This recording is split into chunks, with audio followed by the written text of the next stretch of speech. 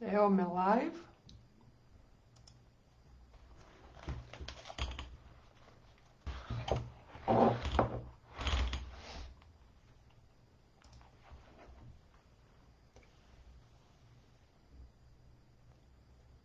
Ja se nadam da sam ja live. Ako nekoga ima tu, može mi malo pomoć. Ovo je naime moj prvi Facebook live, tako da vas svih toplo pozdravljam. Evo vidim prve neke reakcije, znači čujemo se i možemo lagano krenuti. Dobar dan, dobrodošle. Nadam se da ste dobro sve u našoj divnoj grupi Be Your Own Boss. I danas radujem s vama podijeliti svoja znanja o niši. I danas ćemo zapravo pričati zašto je bitno odrediti nišu i koje su tu neke od zamki kada o tome govorimo. I pozvat ću vas isto tako kasnije da mi se pridružite u četvrtak s jednom našom članicom iz Smart Art studija, Mijom, na live-u na mom Instagram profilu. Sada, danas smo došli ovdje da pričamo o niši, pa možemo krenuti. Prije toga da se kratko predstavim, ja sam Ana Marić iz Kontente. Znači moja je niša, odnosno ja pomažem poduzetnicama sa alatima sadržajnog marketinga da kreiraju posao koji se temelji na kupcu, da sagledaju to iz perspektive kupca i da na taj način definiraju i prodaju proizvode kojih njihov idealni klijent uvijek želi kupiti. Sad, moglo bi se reći da je ovo dobro definirana niša, ali isto tako možete primijetiti da sam tu najmanje pričala o sebi. Nije nebitno ko sam ja i što radim, naravno da je moje iskustvo u prodaji i marketingu od 14 godina tu bitno, ali puno bitnije ste vi koji ste danas došli ovdje da bi naučili nešto o sebi i svom biznisu.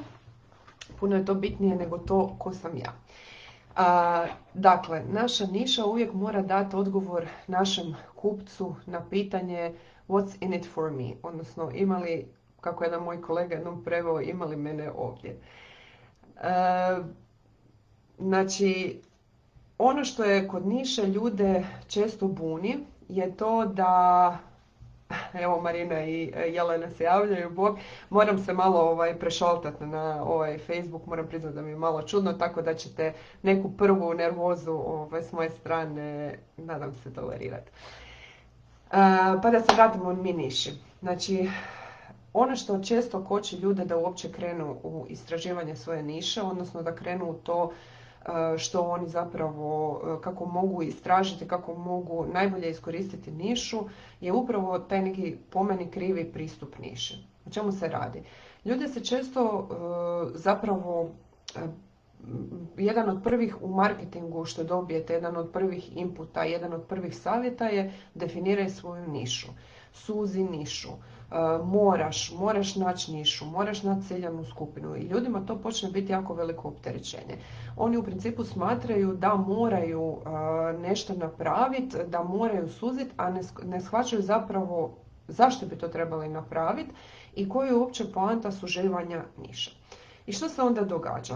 Znači, uobičajeno nas uče, nađi onaj komad tržišta gdje ćeš najlakše zaraditi, one ljude kojima ćeš najlakše prodati svoj proizvod, one ljude koje ćeš najlakše uvjeriti da kupe od tebe. I sad, iako to samo po sebi nije skroz krivo, ima jedan mali problem s time, a to je da se odmah javlja onaj strah od prodaje, strah od uvaljivanja, strah od toga kako će to sve skupa na kraju izgledat i ko će nam, hoćemo li to previše suzit, hoće li tu biti dovoljno ljudi, hoćemo li prodat, zaradit i tu se dižu razni zidovi, a ne shvaća se prava bit niše. A po meni i ono što ja učim i kako ja učim svoje klijentice je da nađu nišu koja će zadovoljavati njihove potrebe, koja će zadovoljavati tu viziju zbog koje su i krenule u poduzetništvo. Što nas poduzetnice koje radimo ovaj posao sa srcem i sa nekakvom željom da nešto doprinesemo svijetu i da napravimo nešto drukčije i da doprinesemo kvaliteti svog života, što nas odjeljuje od nekakvih velikih korporacija je upravo to da imamo neko svoje zašto. Imamo svoje momente, imamo svoje osobne ciljeve koje prostižemo i radimo kroz ovaj posao. A vrlo često taj prvi cilj nije zarada. I onda se tu događa da mi kada razmišljamo o tome kako kao poboljšati zaradu, da se stavljamo u nekakve kočnice. Ono što je bitno shvatiti da jedno drugo ne isključuje. Znači mi možemo lijepo definirati svoj posao i život po svome, a da pritom ne moramo ne zarađivati od toga ili bojati se zarađivanja od toga. Mi kada pristupamo niši i ciljanoj skupini na način da kažemo ok, sad ću tu naći ljude kojima ću najprije prodat, možemo se lako naći u poziciji da opet radimo onaj posao koji ne volimo. Zašto? Zato što mi imamo zapravo ograničene kapacitete kao male poduzetnice, nekog broja ljudi kojih možemo servirati, neke stvari koje možemo napraviti u tom ograničenom vremenu koliko naš radni dan traje. I to pogotovo govorim za ljude koji su na početku i nemaju velike timove iza sebe. I onda kada radimo samo da bi zaradili i prodajemo ljudima koji su najizgledniji da bi kupili nešto, bez da smo tu stavili sebe u tu jednadžbu, dolazimo zapravo do toga da ti ljudi nisu najbolji fit za nas. Da nam nije zadovoljstvo raditi s nama, nego opet dolazimo do onoga što smo od čega smo uglavnom i pobjegle, a to je da radimo s ljudima zbog kojih imamo grč u želucu. I onda se taj naš posao iz snova dosta često pretvori zapravo u nekakvu noćnu moru i u to da radimo s onim ljudima s kojima ne želimo zapravo raditi. Da se to ne bi dogodilo, mi zapravo moramo biti u potpunosti svjesni zašto i kako naša niša funkcionira, odnosno zašto mi uopće biramo nišu, koji su benefiti te niše i kako doći do nje na način da ona služi nama, našem životu i poslu po našemu, a ne samo isključivo zaradi. Jer i to naravno mora biti dio toga, ali da ne bi došli do tog momenta burnouta, ne bi trebao biti jedini dio. Ono što isto često je nekakva zabluda i nekakav mit koji koči ljude odnosno diže im se glava diže im se kosa na glavi kad počnemo pričati o niši, su mnoge od nas koje su zapravo multistrastvene i koje nemaju samo jedno područje interesa. Znači, mi kad krećemo u svoj biznis imamo ponekad samo jednu ideju koju onda razrađujemo, a ponekad imamo hrpu ideja, hrpu interesa, hrpu nekakvih životnih područja u kojima se jako dobro snalazimo i nalazimo i onda bi trebali sad dođeš kod nekoga i neki marketinški ili prodajni stručnjak ti kaže ne, to sad se odbaci, to ništa ne valja, skoncentriraj se na jedno, piči po jednom, jedna niša, jedna ciljana skupina, jedan proizvod i tap, ajmo. I uglavnom tu dolazi do jednog, koje sam ja često susrela sa ljudima s kojima komuniciram, odnosno sa ženama i sa svojim klijenticama, da dolazi do jedne ograde, stop, neću ja tu nišu, to mene ograničava. I da, takva niša ograničava. Znači, nelogično je da mi odbacimo sve što znamo, neka svoja iskustva, neke svoje uvide i da se zapravo orijentiramo samo isključivo na nešto i na jednu stvar i onda driblamo po tome. To ne mora biti tako. Znači, mi možemo nišu izgraditi iz pozicije upravo to da smo mi centar te niše i da smo mi ona osoba prema kojima gradimo tu nišu. Da uzmemo u obzir te sve svoje interese i da se gradimo jedan osobni brand koji je centar tih interesa i koji na jedan jedinstveni način povezuje sve to što mi znamo u jedan proizvod koji ide prema van. Znači u jednu osobu, jednog komunikatora koji komunicira ono što mi proizvodimo ili usluge koje nudimo prema van. Na taj način ne moramo se skoncentrirati samo na jedno, odnosno taj način nam u jednu ruku nudi i mogućnost koncentracije.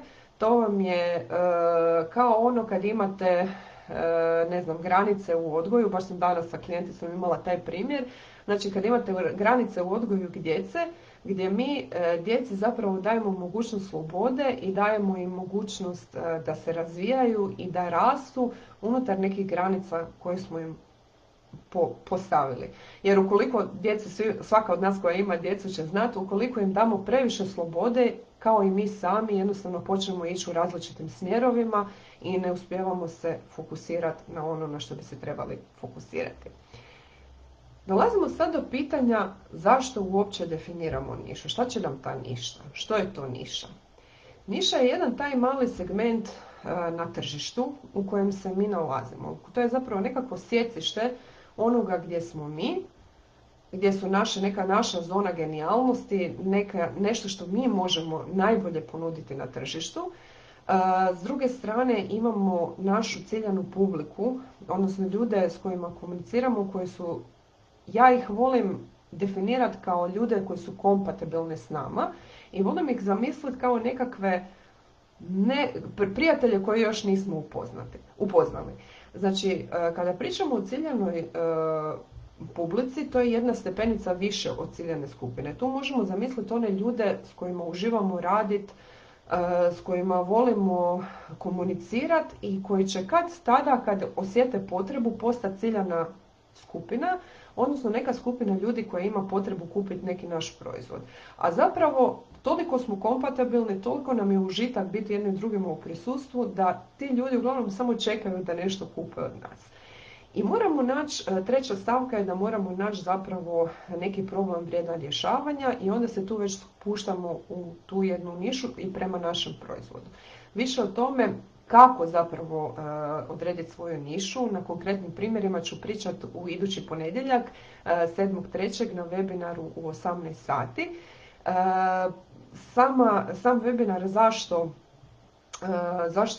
koji sam držala, besplatan webinar zašto definirati nišu, koji sam držala nedavno, bit će sutra dostupan na svim pretplatnicima na mojoj mailing listi, tako da ako već niste, slobodno se pretplatite. To je isto jedan vrlo koristan webinar gdje smo na čak 3 primjera obrađivali sve ove stvari o kojima ću danas pričati, znači na 3 primjera stvarnih poduzetnica. Zašto uopće definiramo nišu? Prvi razlog koji ja volim naglasiti je da definiranjem niše sami sebi olakšavamo posao. Više manje mislim da nam je svima poznata ona situacija gdje se jednostavno raspršimo na previše strana, gdje imamo znanje u temi u kojoj je tema našeg poslovanja i gdje onda jednostavno pokušavamo napraviti sve. Pokušavamo našem klijentu biti podrška od početka do kraja, što je često nerealno zapravo, jer niko od nas nije specijalist u toliko širokom području, niti nas sve jednako zanima unutar naše branše.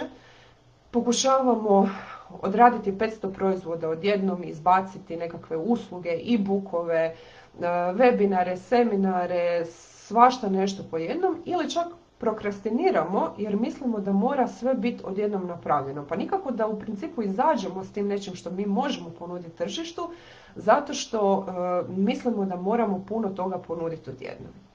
I tu nam niša, jedan put sam čula dobru definiciju da je niša zapravo saveznik početnika, a pogotovo mikro niša, znači kad se spustimo na onu najužu nekakvu definiciju te niše, da je ona saveznik početnika i to zbilja je. E sad zašto? Mi se zapravo nišom olakšavamo posao na način kada znamo točno tko smo mi, znači koje su naše kompetencije, u čemu smo mi najbolji, najgenijalniji, u čemu mi možemo najviše ponuditi, tko su ti ljudi s druge strane kojima to možemo ponuditi i koji je taj usko specijalizirani proizvod ili usluga koju mi nudimo tom tržištu i što on točno znači za naše klijente, mi sebi olakšavamo i kreiranje sadržaja, mi sebi olakšavamo i stvaranje, odnosno kreiranje tog samog proizvoda, odnosno usluge, i mi sebi zapravo kreiramo svakodnevnicu, olakšavamo kreiranje svakodnevnice u našem poslu. Što to znači? Prvenstveno, to je nešto što fali mnogim našim poduzetnicama, a to su standardne operativne procedure. Znači, operativne procedure su kad, to će više manje sve naše virtualne asistentice u grupi znat, da mi možemo svoje poslovanje automatizirati, da mi svoje poslovanje možemo olakšati.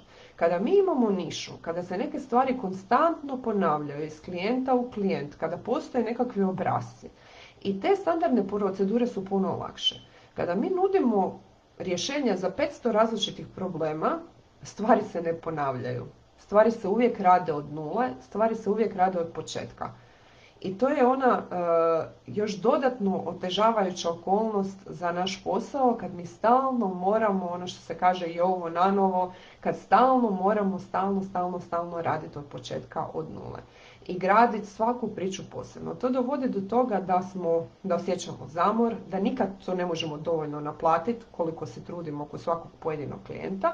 A s druge strane, kada nam se stvari počnu ponavljati, uvijek imamo taj nekakav onaj poznati omjer od 80 i 20%, a to je 80% stvari se kod svakog klijenta ponavlja, a 20% je ono što čini taj posao uvijek friškim i zanimljivim i iznova nešto što nas privlači je i dinamičnim. Ali onih 80% mi uvijek možemo pripremiti unaprijed. I to je posebna čar niše, je to upravo ta da puno toga se može pripremiti unaprijed i puno se taj posao može olakšati. Ono što nam još daje svakako je ta mogućnost jednog održivog i sporog rasta, stepenicu po stepenicu, jer kada smo mi jednom dobro definirali nišu, kada smo se tu specijalizirali, mi uvijek možemo tu nišu širiti. Znači niša ona može biti naš početak, ali ne mora biti naš kraj. Osim ako to naravno ne odaberemo sami. Znači neko se može naći zbilja toliko u jednoj niši da ju više nema nikad potrebu proširiti jer ona u potpunosti zadovoljava i sve njegove, odnosno njezine potrebe i potrebe tržišta i ono kad se kaže da je neko ubao dobru nišu i može zapravo cijeli život raditi jedan divan posao unutar te niše. Ali ako to nije, ako ta niša dođe do svog kraja, više ne ispunjava nekakve naše financijske potrebe ili potrebe čak ono što nas zanima ili želimo to širiti, niš uvijek možemo logički širiti. Znači nadograđivati sa prvom idućom uslugom. U webinaru kojeg ćete sutra dobiti na mailu smo imali upravo primjer jedne od naših članica koja ima stranicu sa priborom za održivim menstrualnim priborom i onda je bilo tamo u principu kako ona radi platnene uloške i sve što je uz te platnene uloške, da se može recimo proširiti na pribor za menstrualne čašice. Iako sama ne može proizvoditi menstrualne čašice, ali to je otprilike ta ciljana publika, ciljana skupina koja se interesira i za jedno i za drugo i ona tu se može širiti. Onda stepenica iduća može biti recimo da počne uvoziti pa počne distribuirati te menstrualne čašice, pa stepenica treća i tako dalje i tako dalje. Ono što je bitno za znat da to nije jedini pristup, znači niša nije jedini pristup, mi se ne moramo odlučiti za nišu, ali ona je definitivno nešto što puno olakšava posao, pogotovo malim poduzetnicama i pogotovo ako ju ne shvatimo doslovno. Znači ako ju ne shvatimo kao nešto što nas ograničava, nego nešto što nam zapravo daje slobodu i nešto što ne mora biti definirano, usko definirano po nekakvim ustaljenim pravilima, nego nešto što mi možemo kreirati same. Definitivno, jedan od većih benefita niše je one stvari koje niša omogućava u odnosu sa kupcom, znači, a to je prvenstveno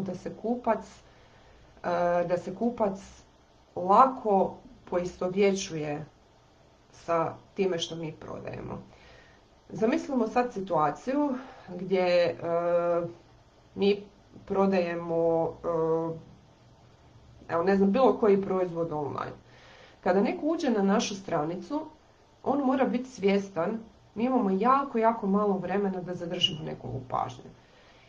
I ta osoba automatski mora biti svjesna pošto je ovdje došla i ako mi u tom kratkom vremenu od 3 do nekih maksimalno 8 sekundi ne uspijemo zadržati pažnju tog kupca, mi zapravo gubimo kupca.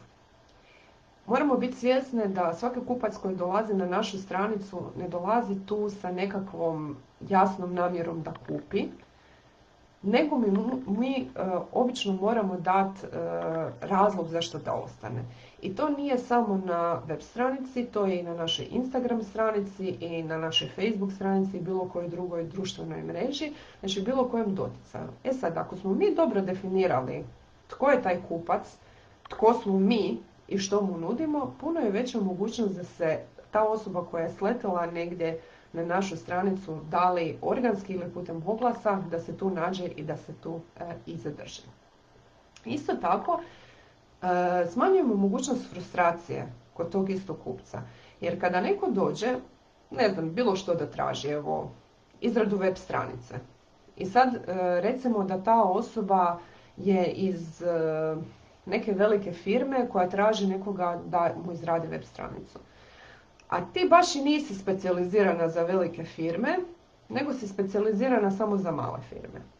Ta osoba je možda poslala već 500 nekakvih upita a na tvojoj stranici piše kako ti izrađuješ fenomenalne sajtove, bla bla, što već uz to ide. I sad ta osoba pošalje upit i obrazloži ti taj svoj problem. Između tebe je poslala još i 500 nekakvih drugih upita. I jedan po jedan počinje dobiti, ali ne, mi vam to ne radimo, mi vam to nismo baš stručni. Još pogotovo ako mu ne daš neku referencu za nekog drugog, to izaziva ogromnu frustraciju. Tako je kod svih naših klijenata. Znači, ako oni traže nešto što ti ne nudiš, a traže to zato što ti nisi dala dovoljno do znanja što nudiš, izazivaš tu neku frustraciju. Druga stvar je što se onda često dogodi da mi u želji da zaradimo, u želji da održimo taj svoj posao, uzmemo klijente s kojima nismo dobar fit. A to je onda tek frustracija zapravo i nama i njima. Kada točno naglasimo za koga radimo, tada imamo onaj fenomenalni efekt da svi ljudi, više manje svi ljudi s kojima dolazimo u doticaj, su zapravo oni ljudi s kojima mi volimo raditi. Imamo taj fenomenalni efekt gdje mi zapravo dolazimo samim svojim prisustvom i konceptom, jasnim naglašavanjem cijelo vrijeme tko smo mi, tko su naše vrijednosti, što točno nudimo i za koga točno radimo, dolazimo točno do tih ljudi do kojih želimo doći. I to je jedna od, po meni, definitivno najboljih nuspojava dobro definirane niše. Ja sam danas to rekla jedno 500 puta, sve je najbolje. Da, niša ima jako puno prednosti i definitivno sve prednosti su najbolje. Odnosno čine tome najbolje kad se tu nađeš. Ok, dalje što bi naglasila, to je relevantnost. A relevantnost je onaj moment kada te neko počne pitati za mišljenje. Znači, kad pričaš, nabadaš o svemu i svačemu, niko te ne doživljava kao nekog posebnog stručnjaka. Znači, tu si, obitavaš, nešto prodaješ, niko te se neće sjetiti kada želi kupiti nešto posebno. E sad, ako ti stalno obrađuješ neku temu, postaješ zapravo relevantna za to područje. Ajmo reći da postaješ Andrija Jarak. Znači, svi znamo kad se dogodi nekakva glupost, prva doći ti Andrija Jarak pred kuću. Znači, ali šalu na stranu, postaješ relevantna, ljudi te vežu. Znači, ljudi imaju u glavi asocijacije. Kako? Zato su veliki brendovi veliki, jer nas asociraju na nešto. Mi nemamo tu moć kupovine oglasnog prostora, znači nekakvu moć stvaranja awarenessa kako imaju veliki brendovi sa novcem, ali zato imamo mogućnost da se profiliramo i da smo uvijek relevantni sa zadnjim informacijama za svoju temu, u svojoj niši. I tada ti ljudi znaju da će doći kod nas, a ne kod nekoga drugoga. Sa upitom, znači ako ja pričam cijelo vrijeme o fitnessu i dajem nekakvih milijun primjera, ne znam, bez veze, jedan dan pričam o rublju za fitness, drugi dan pričam o vježbama, treći dan o ovom, četvrti dan o onome, bit ću ona žena koja priča na Instagramu.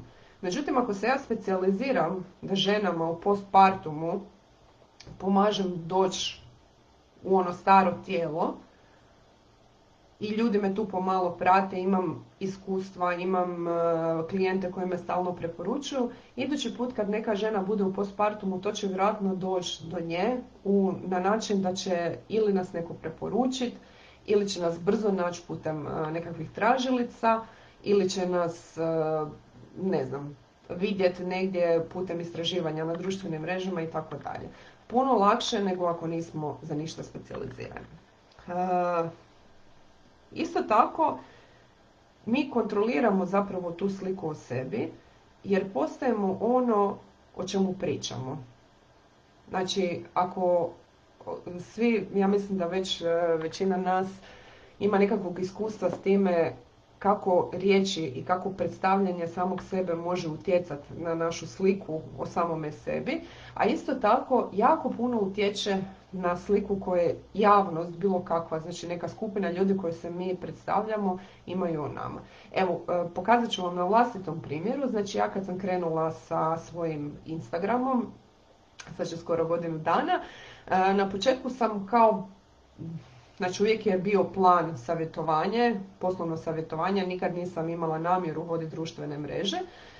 Međutim, jedna od stvari koja je mene uvijek interesirala odnosno i u kojima sam se nalazila su te neke tehničke postavke, kako napraviti ovo, how to videi i moja pretpostavka je bila da ću se s time istaknuti od drugih poslovnih savjetnica i trenerica. Međutim, što se dogodilo? Nakon nekog vremena ljudi su počeli misliti da je to ono što ja radim. Da vodim društvene mreže, da dajem savjete o Instagramu i vidjela sam i kod klijentica koje su mi se javljale i kod ljudi u komunikaciji na Instagramu da me ljudi krivo percipiraju. Čak sam u jednom momentu doslovno postavila pitalicu što misliš o meni, tko sam ja, i malo previše ljudi za moj ukus je reklo da sam ja ona osoba koje se javljaju kad imaju problema sa nekakvom tehničkom poteškoćom na Instagramu. Znači, kada mi o sebi pričamo i kada mi kroz svoj sadržaj zapravo dajemo nekakve informacije, mi stvaramo tu sliku o sebi. Sliku o sebi kao stručnjaka za ovo, za ono ili za ništa, ako pričamo o svemu.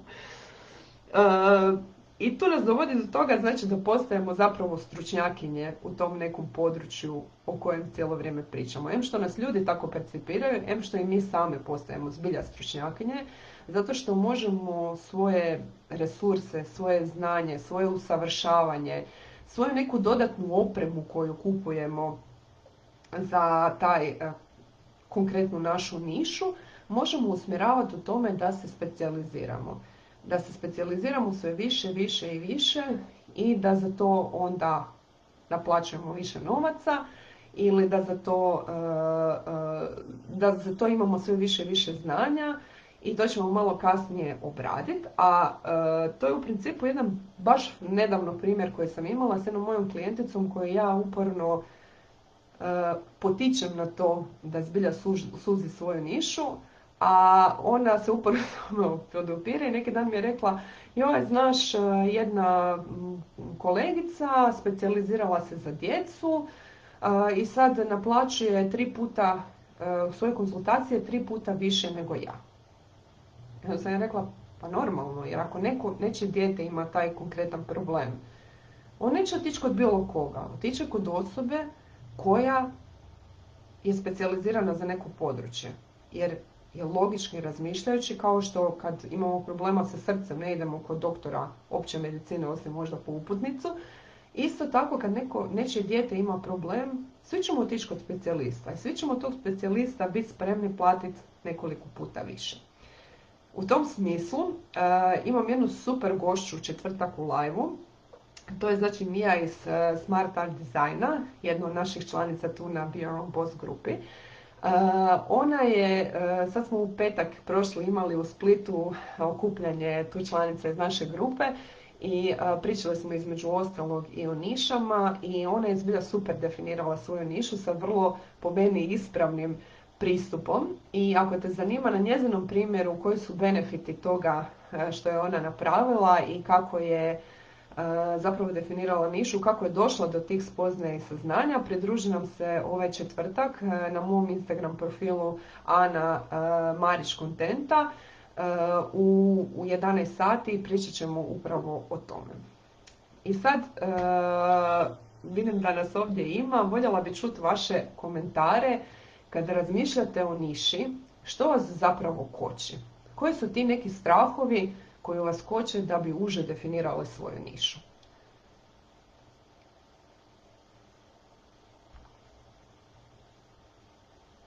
Da vas čujem malo u komentarima.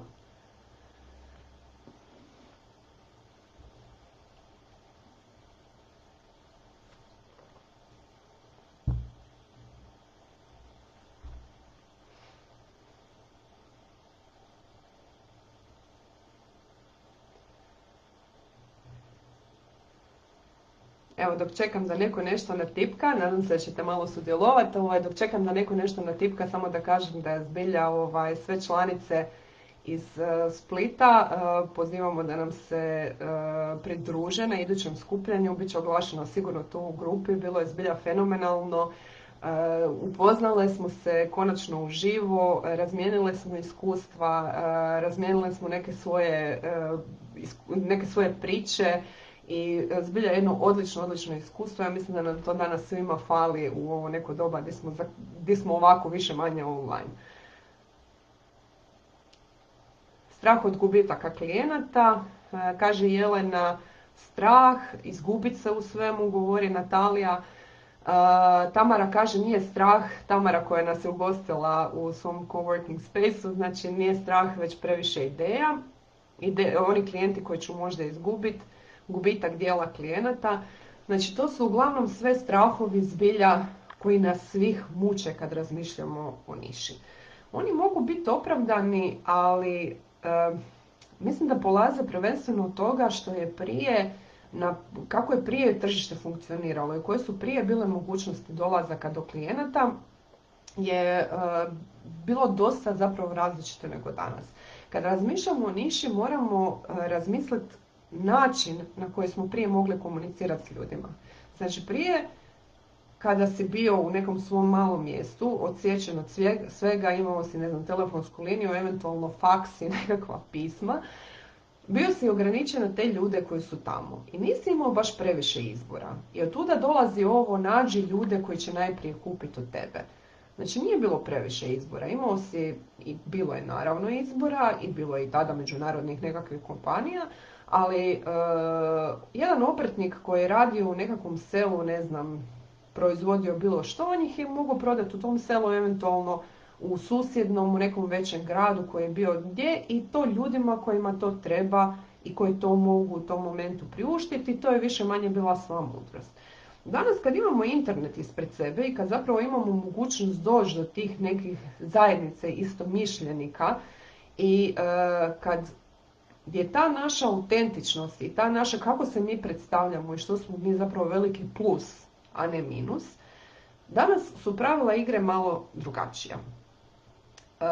Jedna od strahova koje ste sad, kaže Anita, počela sam širiti asortiman, nisam suzila. Anita, nije loše širiti asortiman, daleko od toga. Znači kad je došao neki moment za širenje asortimana, to je sasvim u redu.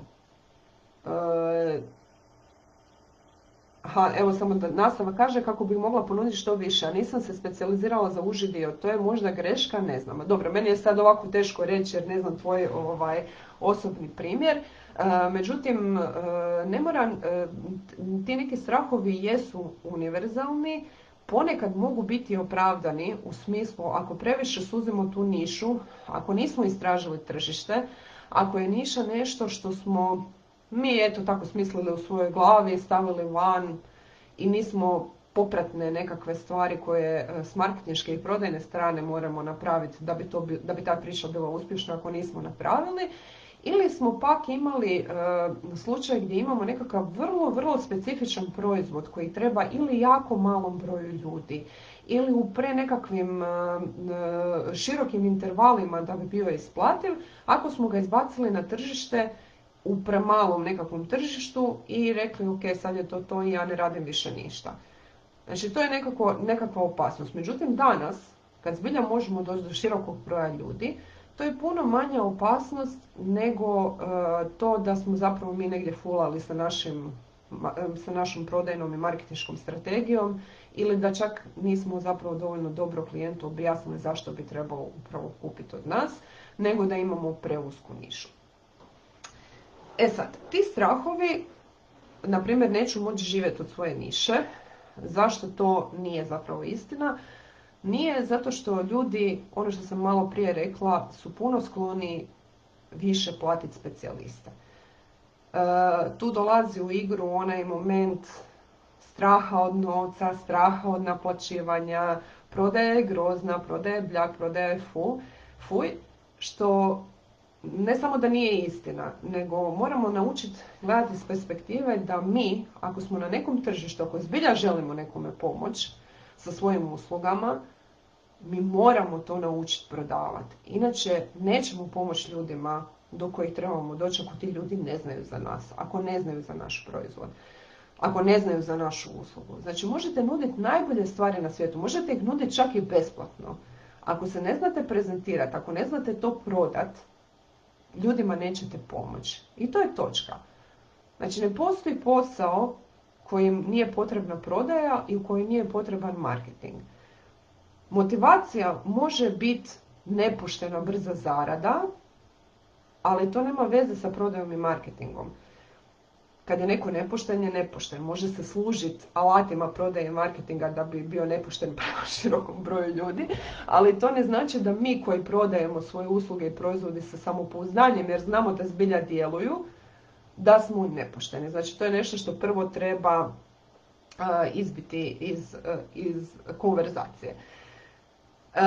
Druga stvar koja ti omogućava upravo da zarađuješ više od svoje niše je da sve bolje i bolje, da imaš mogućnost tu dubinskog sagledavanja problematike tvoje ciljane publike i tvoje ciljane skupine za pojedini proizvod i da zapravo postaješ sve više i više svjesna i kvalitete i vrijednosti svog proizvoda jer si fokusirana na određene ljude, jer točno znaš koji su njihovi problemi, jer točno znaš što to tvoj proizvod zapravo rješava i tvoja usluga, i jer točno znaš kako im pomažeš i kako to stvarnu vrijednost donosi u njihove živote.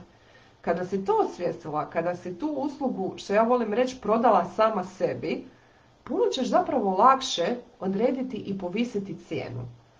Jer ćeš biti svjesna, puno lakše ćeš biti svjesna kad komuniciraš sa određenim ljudima na temu određene problematike i kad si svjesna svojih vrijednosti, puno će ti biti lakše staviti na to adekvatnu cijenu.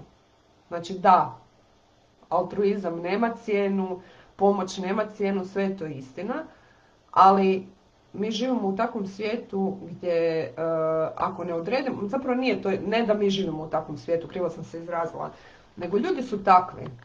Ako mi nemamo adekvatnu, koliko god radimo nešto iz dubine svog srca, ako smo dobri i sve tako dalje, ako nemamo adekvatnu nekakav feedback, da li je to u novcu, da li je to u energiji, da li je to u zahvalnosti, da li je to u protuusluzi, u bilo čemu, u saznanjima, u znanju, u učenju, u nečemu što je nama bitno, mi nećemo biti na kraju zadovoljni. Jer niko od nas ne može bezgranično davati bez da nešto primi nazad.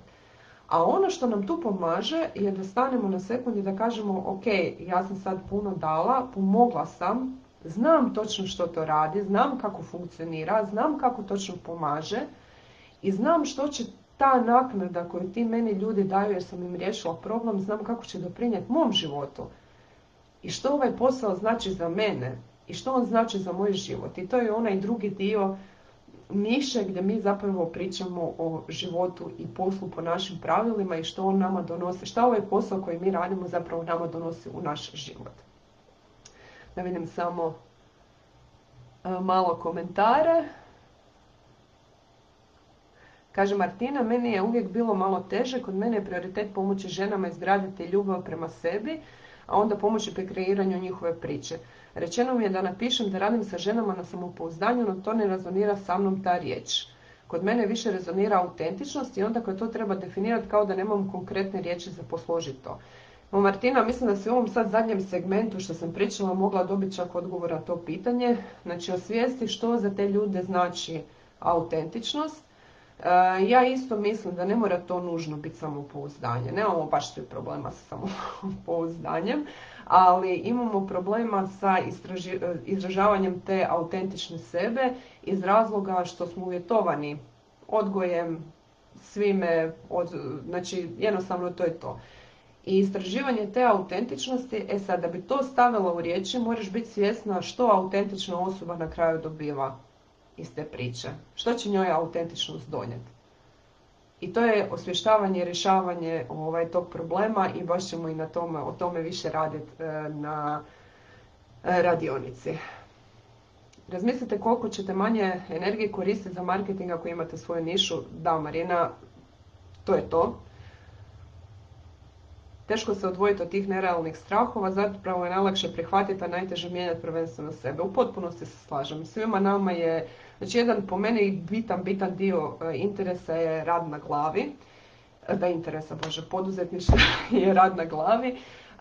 Svako od nas se nalazi s nekakvim ograničenjima i to je sasvim normalno. Znači kao prvo, ono što je prva i osnovna postavka koju sam ja sve više i više svjesna što više broj ljudi dolazimo u doticaj, da mi svi imamo iste probleme.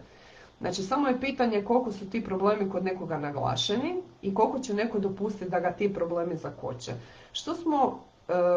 Rad na sebi ne znači odsudstvo negativnih ili neugodnih emocija i odsudstvo problema, nego znači da te probleme možemo puno bolje sažvakati. Znači ne se osuđivati, ne misliti da nešto posebno nije u redu s nama, nego jednostavno krenuti iz te pozicije da rad na sebi je never ending story i da nam on može pomoći da brže nešto prođemo, a ne da se nešto negativno ne događa. Bojim se da bi mogla širenjem previše otići na to da budem jedna oda, možda se udaljavam od brendiranja. Da nudim manje toga što ljude podsjeća na moju nego hrpu. Da, Anita, evo ne znam zbilja o čemu se radi u tvom, ali da, to može biti jedna od zamki, da mi jednostavno svaštarimo. Znači, kako brendovi, veliki brendovi, evo uzmimo na primjer About You, koji nudi 700, 800, 1000 nekakvih artikala. Znači, nije nemoguće raditi biti generalist i prodavati nešto generalno, naravno. Ali tu je onda puno novaca utrošeno u brand, puno novaca je utrošeno u reklamu i tako dalje. Znači, nije stvar u tome da se ne može raditi drukčiji marketing. Nije niša jedina stvar koja je dostupna. Jer inače ne bi postojale firme koje su ogromne firme i koje se bave svime i svačime. Međutim, čak i kod njih nekako to sužavanje i ciljane publike i ljudi kojima se oni obraćaju, znači uvijek je potreban nekakav fokus. Jer ako se disperziramo previše, neće nas čak ni oglasi spasiti, što i sami znamo kad dođemo, ne znam, moj najdraži primjer je Asus, gdje onako sam prestala kupovati jer ne mogu više od količine svega. Tako da to definitivno je jedna od zamki kad idemo preširoko. Sad ne znam da li u tvom primjeru, Anita, zbilja preširoko ili je to samo nešto što se čini ovako na prvu.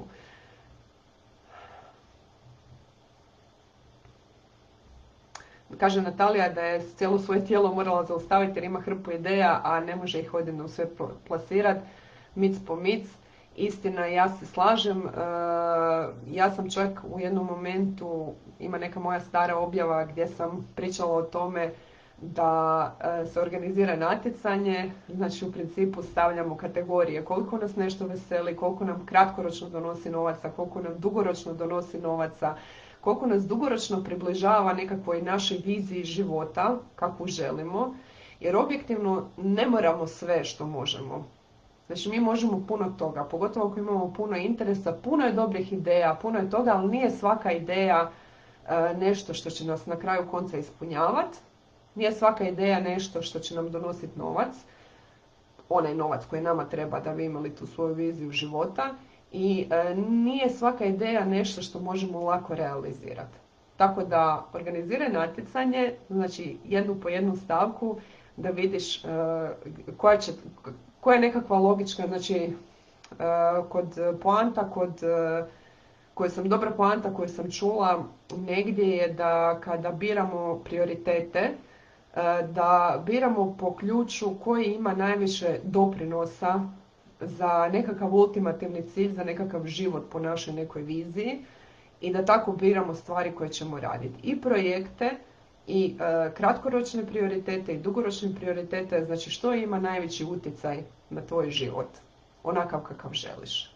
I što je najbolja ideja, najlakša ideja koja se najlakše može realizirati da dođeš do toga. Sad ste mi se tu malo dopisivale.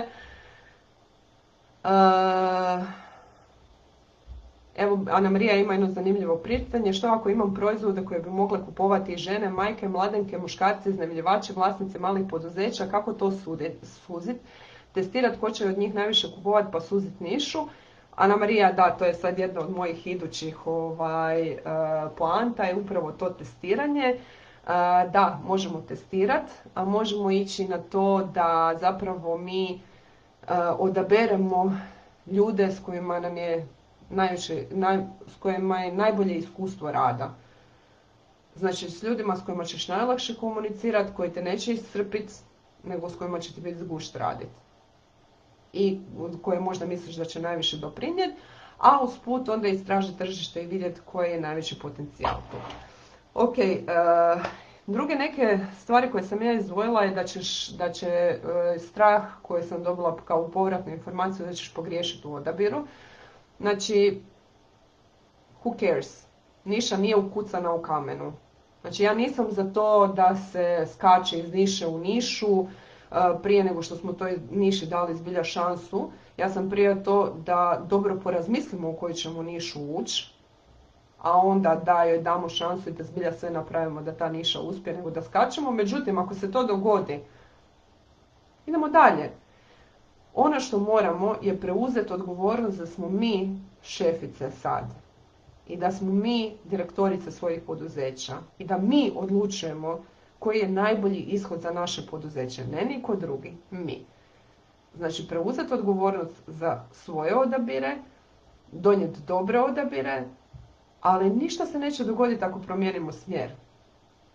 Nema veze. Jedni klijenti će možda otići, drugi klijenti će doći. Znači, nema nikakvog razloga da se strašimo ako nešto pogriješimo. Što ako pogriješimo? Naučit ćemo zašto smo pogriješili i izaćemo iz toga sa novim saznanjem koje će nam pomoći u drugom odabiru. I ovo što ste neke od vas navele je da će biti premalo ljudi u toj niši i to je upravo ovo nas dovodi do tog testiranja. Znači, testiranje je u svakom poslovnom poduhvatu zapravo jako bitno. Testirati možemo na nekoliko načina, a hvala Bogu danas sa dostupnosti društvenih mreža i Google obrazaca i ovakvih divnih grupa kao što je i ova, testiranje je puno lakše nego što je bilo prije.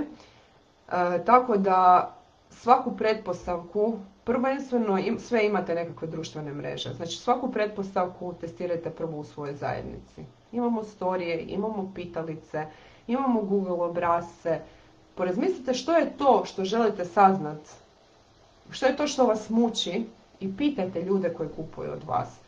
Ako je to već neki posao koji je malo uhodan, pitajte kupce. Pitajte one kupce s kojima je bio veliki gušt surađivati. One kupce koji su vam malo fali prijatelji. Znači, pitajte njih. Što bi vam oni preporučili? Što njih zanima? Što njima treba? Što bi oni iduće kupili od vas da mogu birati? I ta veličina niše, ono što je isto nekako jedan mit, je da niša mora biti nešto super usko, jako malo ljudi, nekako malo tržište. To uopće nije istina. Znači, niša je dio nekakve industrije, znači neke naše branše, u kojoj mi imamo nešto za ponuditi. Znači, nišu možemo, ljude unutar niše možemo odabrati i prema tome koliko ih je, jer ovisno o tome što mi naravno proizvodimo, radimo i nudimo, to može biti više ili manje ljudi. Možemo ih odabrati na temelju toga kolika je njihova kupovna moć i to je nešto što ćete uglavnom i čuti kao preporuku za biranje niše. To nije stavka koju se treba zanemariti, naravno, i ona je jako bitna. Ono što ja volim dodati uz to je da su to onda ljudi s kojima mi zaista želimo i raditi. I, znači, obično nešto što se kaže, kada definiramo nišu, postoje ta neka dva pristupa, ovaj koji sam sad rekla, znači gdje mi kažemo da je to ili velika ciljana skupina gdje ima jako puno ljudi, pa možda će i manje platiti, ali ćemo imati nekakav veliki obrtaj, ili neka specifična ciljana skupina gdje nema toliko puno ljudi, ali ima jako puno novaca. E sad, kao što sam rekla, to je u redu pristup, treba ga uzeti u obzir, ali ono što ja nekako više propagiram i ono što ćemo učiti na radionici 7.3., koje nadam se da ćeš mi se pridružiti, je taj da mi zapravo nišu tražimo kao nekakav taj svoj prostor gdje se naš posao može maksimalno razvijati, gdje mi možemo razvijati svoje kompetencije i gdje su neki ljudi s kojima mi želimo raditi. Prije nego samo gdje ima novca. Takva niša nam omogućava zapravo lakši posao, organski rast, rad s ljudima s kojima mi želimo zapravo raditi, rad s ljudima koji nam nisu naporni, nego s kojima je gušt raditi. Omogućava nam specijalizaciju, omogućava nam da rastemo, da učimo nešto novo, da nam taj posao ne postane rutina i dosada, nego da se stalno možemo razvijati. Takav pristup nam omogućava razumijevanje, stvarno razumijevanje naše ciljane publike i takav pristup nam omogućava da kreiramo proizvode koje ljudi zbilja žele kupiti, jer su kreirani po njima i za njih.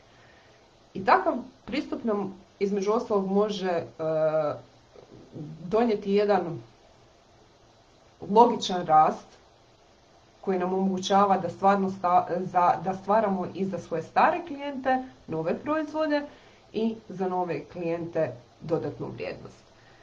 E sad, ako ti to zvuči privlačno, znači prvi korak je predbilježba na moju newsletter listu, zato što sutra dolazi besplatni webinar zašto definirati ciljanu skupinu, u kojoj sam puno dublje obradila ovu temu sa današnjeg ovog predavanja i nakon toga tu ćeš dobiti informaciju o tom webinaru koji je onda 7.3. u 17.30 gdje ćemo zapravo jedan moj sistem kako napraviti nišu koja je super za posao i život po tvojim mjerilima. Da vidimo sad još neka pitanja, sad ćemo još par minuta, ja ću sad odgovarati na vaša pitanja, tako da slobodno neka pitanja postavite. Da vidimo što tu još imamo.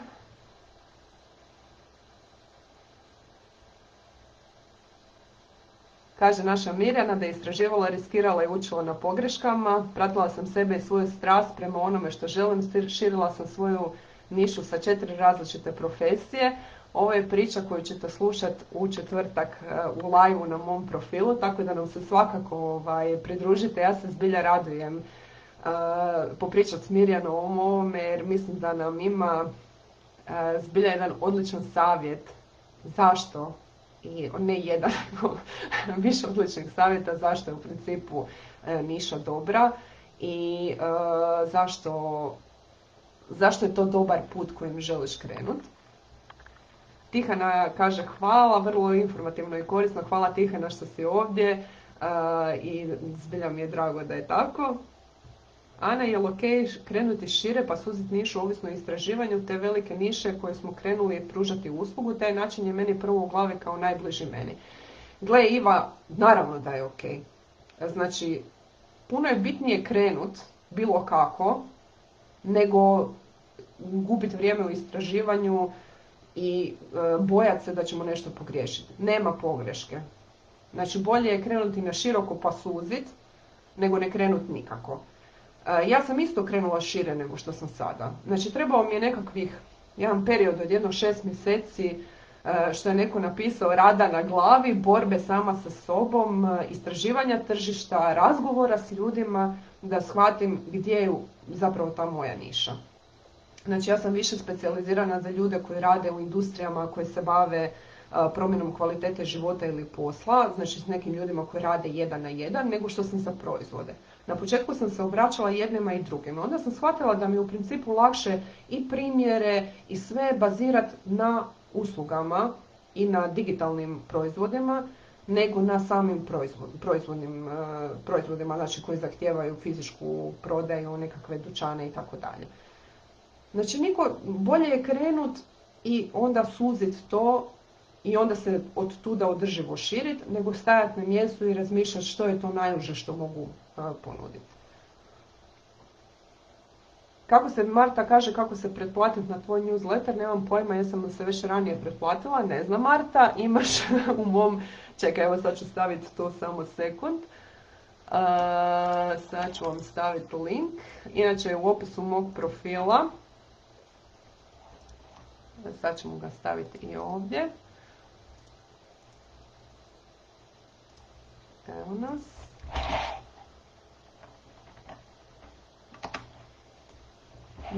Marina, hoće li se zadržati ovi komentari ili se to briše kao na Instagramu?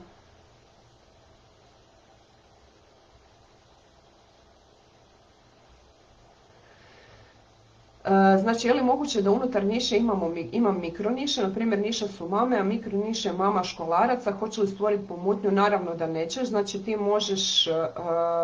možeš ići onoliko usko koliko smatraš da postoji potreba i da postoji stvarna kupovna moć tih mama školaraca. Dapače, ako uspiješ od toga krenut pa širit priču, a to ti može biti mikroniša za pojedini proizvod.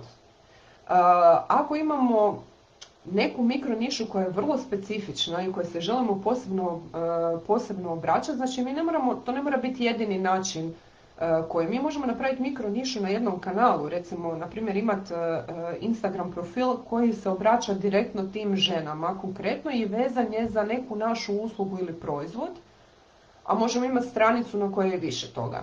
Znači niša ne mora biti nešto jedino što mi radimo. Ja volim te niše, kada imamo više tih stvari, povezivati sa ciljanom publikom. Znači to su oni ljudi koji i kad su mame bebe i kad su mame školaraca i predškolaraca koji nas uvijek prate i zapravo kupuju, ono što bi se reklo, bilo šta od nas, zato što im odgovaramo kao ljudi. A mi možemo onda, ako želimo ući u mikronišu i imamo zbilja stvarnu potrebu za to, to je super jer tu puno lakše komuniciramo i obraćamo se sa svojim sadržajem točno određenim ljudima, sa točno određenim problemom i to je ta mikroniša. I ako imamo potrebu i mogućnost za tim, da, zašto ne? Ali ne mora to znači da će to biti jedino što ćemo raditi u našem biznisu i u našem životu. Hvala Marta na interesu. Trebalo bi ostati u grupi. Dobro, vidjet ćemo, ako ne ja ću staviti sve te linkove.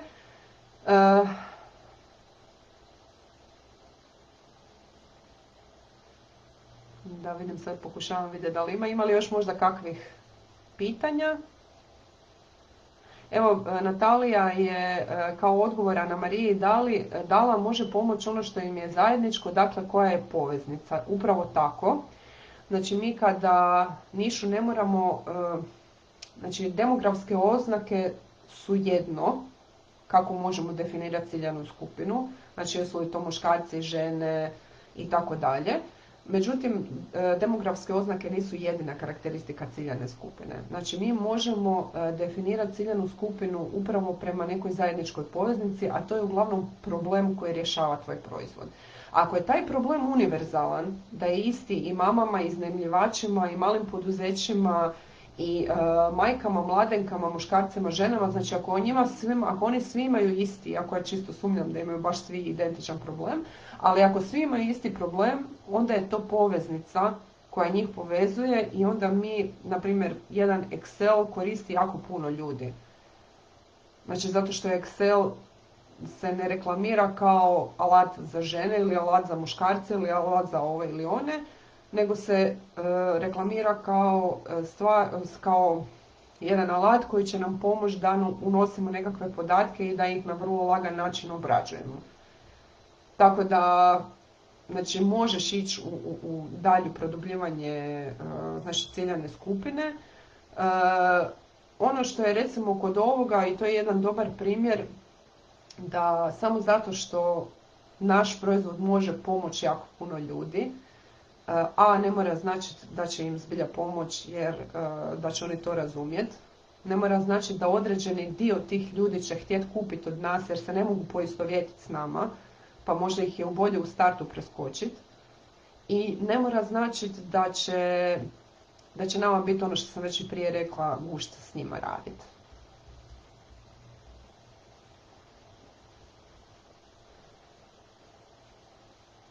Evo Ivana potvrđuje da je super, ima tako mame, a mikroniša mame djece od 0 do 12 mjeseci funkcionira odlično. Tako je, jer jednostavno Ivana, pretpostavljam da onda ono što ti prodaješ i što njima daješ je njima u tom momentu korisno. A mame sa djecom od 0 do 12 mjeseci neće nestat kada pojedina mama, kad njezino dijete napuni 12 mjeseci. Znači, ta potreba ne prestaje. Još uvijek će ima i bit će novih, hvala Bogu, mama sa malom djecom. Znači, samo zato što smo mi propustili prodaju prema nekoj određenoj osobi, ne mora značiti da smo propustili prodaju zauvijek. Znači, uvijek postoji novi ljudi koji ulaze u taj naš prodajni ljevak, znači novi ljudi kojima moramo skrenuti pozornost na ono što mi prodajemo i privući ih da bi na kraju potencijalno postali naši kupci. Evo, Jelena mora ići. Ja ću vas isto pozdraviti. Hvala svima koji ste danas bili ovdje. Radujem se vidjeti nova lica na svom profilu. Radujem se vidjeti vas na webinaru. Kada odgledate besplatan webinar koji ću poslati sutra u newsletteru, slobodno se javite ako ima kakvih komentara i pitanja. Biti će mi drago odgovoriti na njih i radujem se nekom novom live-u na neku novu temu. Danas vas pozdravljam i to je to. Čujemo se.